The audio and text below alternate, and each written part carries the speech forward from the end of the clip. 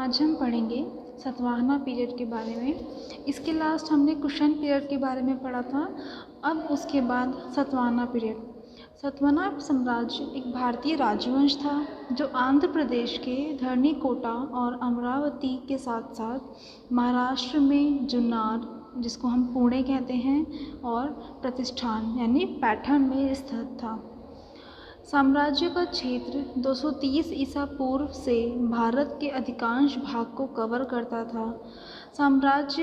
Satavahana period जो था, सातवाहना साम्राज्य जो था, वो इंडिया के अधिकांश भाग को कवर करता था। हालांकि जब राजवंश का अंत हुआ तो कुछ विवाद हैं। उसके सबसे उदार अनुमान बताते हैं कि यह लगभग 450 वर्षों तक चला, जब तक कि लगभग 220 ईसा पूर्व। कुछ ऐसे अनुमान हैं जो बताते हैं कि सातवाहना पीरियड लगभग 450 वर्ष तक चला। 450 वर्ष का मतलब है कि ये 220 ईसा पूर्व तक का पीरियड था।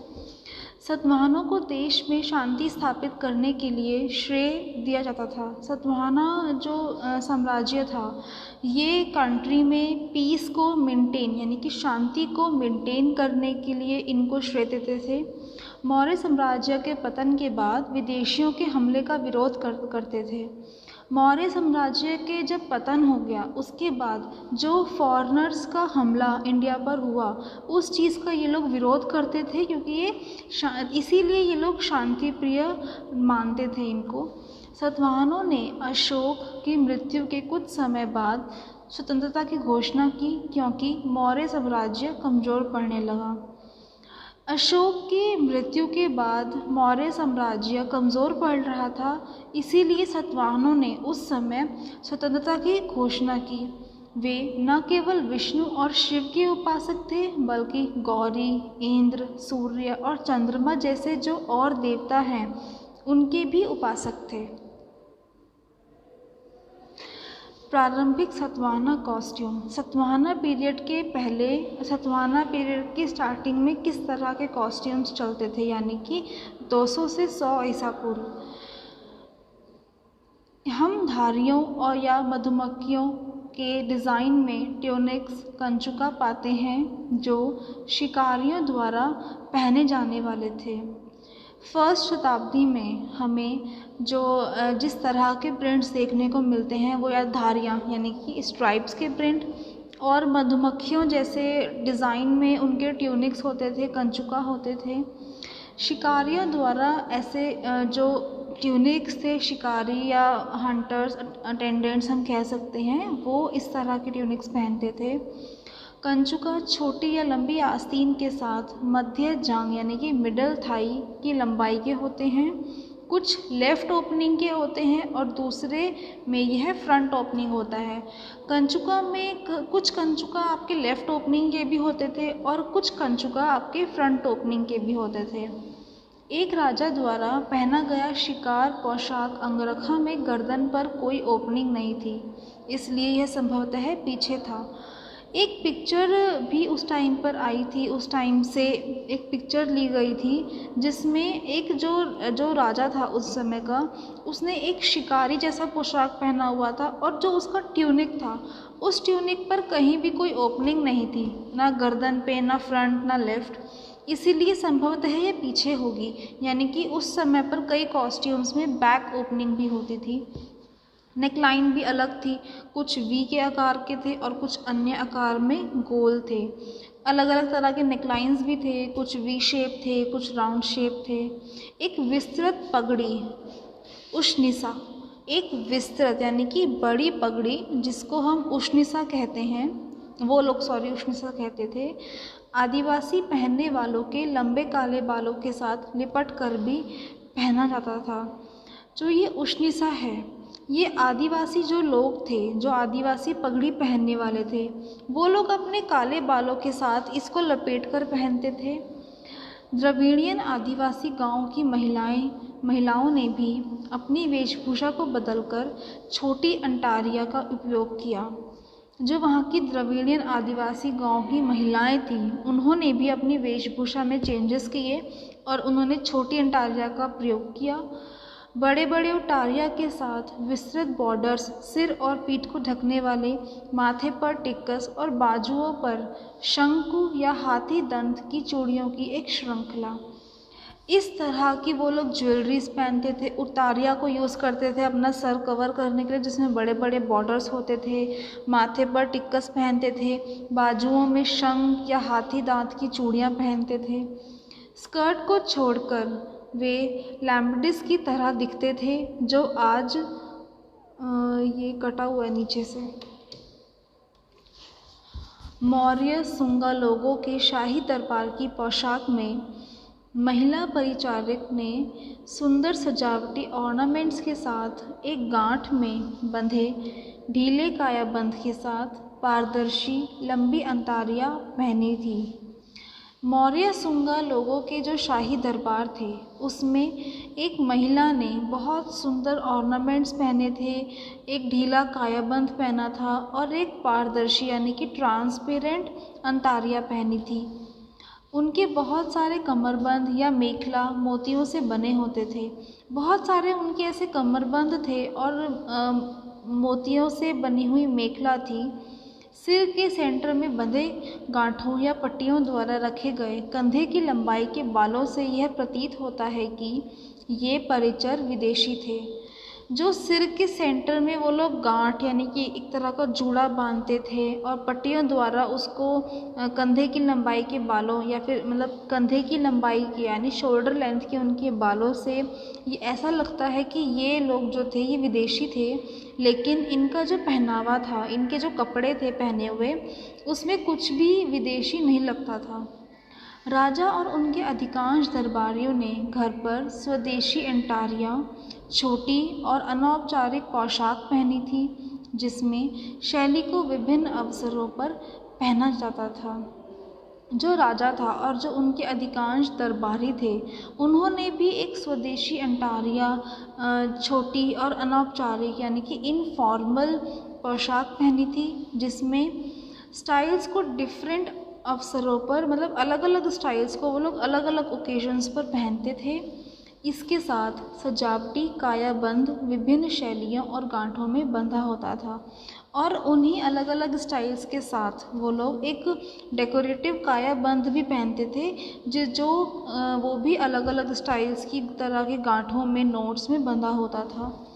कायाबंद को मोटी नाल की तरह बांधा जा सकता है या विशिष्ट साइड टैसल्स के साथ फ्रंट की ओर एक अर्ध चक्र में लूप में पहना जा सकता है। कायाबंद को वो लोग या तो एक मोटी नाल के साथ बांध लेते थे या फिर कोई भी साइड टैसल के साथ फ्रंट की ओर एक आधा साइन, जैसे ये जो ऊपर वाली इमेज है, फ्रंट में तो एक ऐसे अर्ध चक्र बना हुआ है और साइड में इसके लूप्स हैं। इस तरह से भी वो लोग कायाबंद पहन लेते थे। या मोटे मुड़े हुए रेशम से बना जा सकता था या फिर कोई बहुत मोटा रेशम से कायाबंद उनका बना होता था। उष्णिसा हमेशा पहना जाता था। उष्णिसा वो लोग हमेशा पहनते थे और आवश्यक होने पर एक मुकुट का भी वो लोग उपयोग करते थे। यानी कि उष्णिसा तो उनको पहनना ही होता था, जैसे कि ये ऊपर वाली इमेज में जो सर पर पहना हुआ है, ऐसे ये एक उष्णिसा है। इसके साथ साथ वो कभी कभी कोई क्राउन या टियारा भी पहन लेते थे। अब उस समय का कपड़ा और वस्त्र यानी कि आपकी क्लोथिंग और टेक्सटाइल मोटे और महीन यानी कि फाइन, बहुत फाइन फैब्रिक, इस तरह के कॉटन की बहुत डिमांड थी, बहुत मांग थी। रेशम ने अमीर व्यक्ति की अलमारी का एक महत्वपूर्ण हिस्सा बनाया। जो सिल्क था, सिल्क ने जो वहाँ के रिच पीपल थे उनकी अलमारी यानी कि उनकी वार्डरोब्स में एक अलग से जगह बनाई। जूट से बनी एक बहुत सस्ती सामग्री को सभी प्रकार के बुनकरों और मजदूरों द्वारा पहना जाता था। मतलब कि जो वहाँ के वीवर्स थे और जो वहाँ के लेबर क्लास थी, उन्होंने जूट जैसी एक बहुत ही सस्ती सामग्री से अपने कपड़े बनाए। उस तरह के कपड़े पहने उन लोगों ने। सातवाहन द्वारा शासित भारत के हिस्से में ऊन की ज़्यादा ज़रूरत नहीं थी, क्योंकि वहाँ की जो एयर थी वो गर्म थी। सातवाहन पीरियड के लोग ज़्यादा ऊनी कपड़े नहीं पहनते थे क्योंकि वहाँ की जो जलवायु थी वो गर्म थी, लेकिन उसका यूज़ यानी कि वूल का यूज़ वो लोग सर्दियों में चद्दर कंबल के रूप में करते थे। वैदिक काल से इंडिगो, पीले, क्रिम्सन, मैजेंटा, काले और हल्दी से बने विभिन्न प्रकार के रंगों की उपलब्धता थी। वैदिक काल से ही इन कलर्स का यूज़ होता था। उन देशों के लिए जाने जाने वाले रंगों की विविधता और मिश्रण जिसके साथ सातवाहनों ने बहुत अधिक व्यापार किया, जैसे कि चीन, फारस और रोम। फारस मतलब जो आपने फ़ारसी, पर्शियन लोग जो आपने सुने होंगे। रोम को भी रंगीन वस्त्रों की अपनी सीमा का विस्तार करने के लिए शामिल किया जाता था।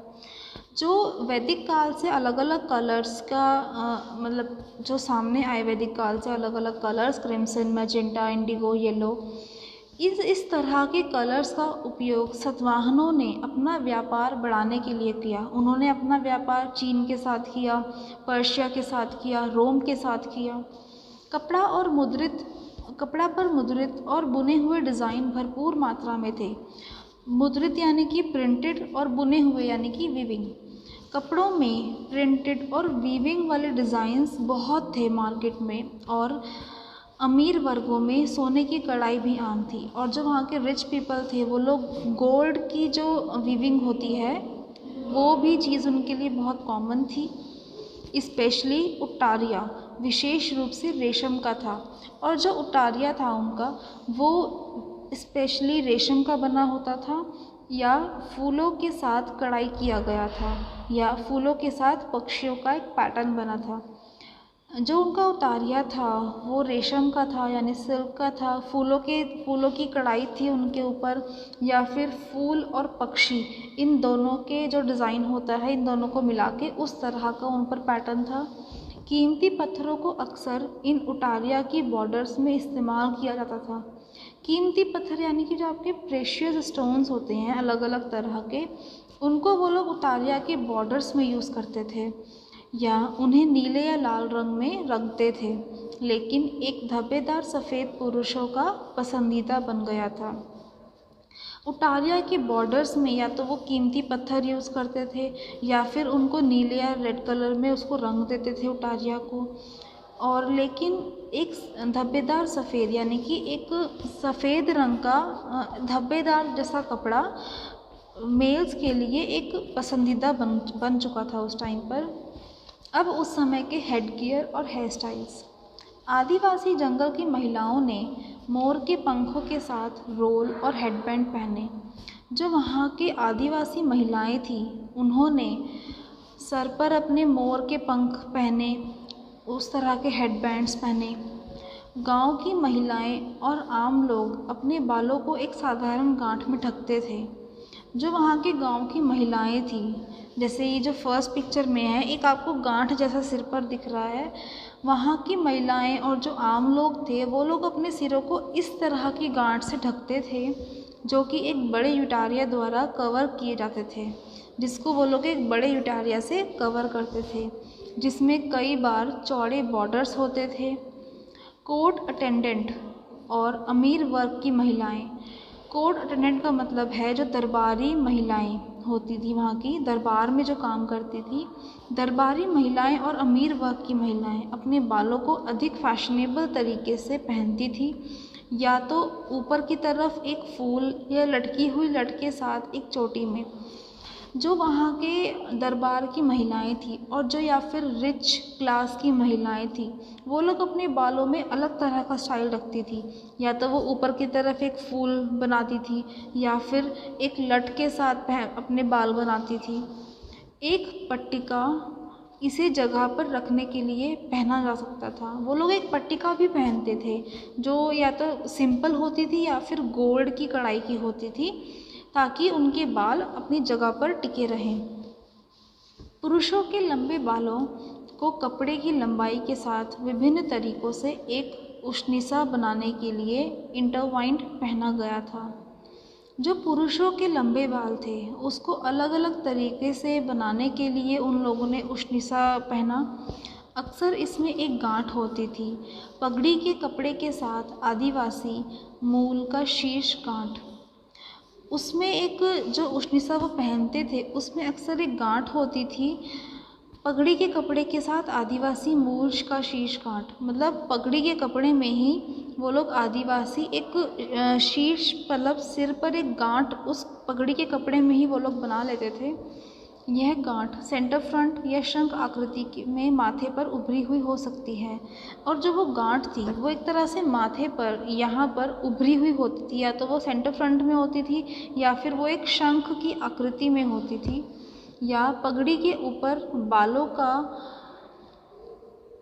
गुच्छा दिखाई दे सकता था, या फिर पगड़ी के ऊपर एक बालों का ये गुच्छा है, यहाँ पर बालों का एक गुच्छा दिखता था।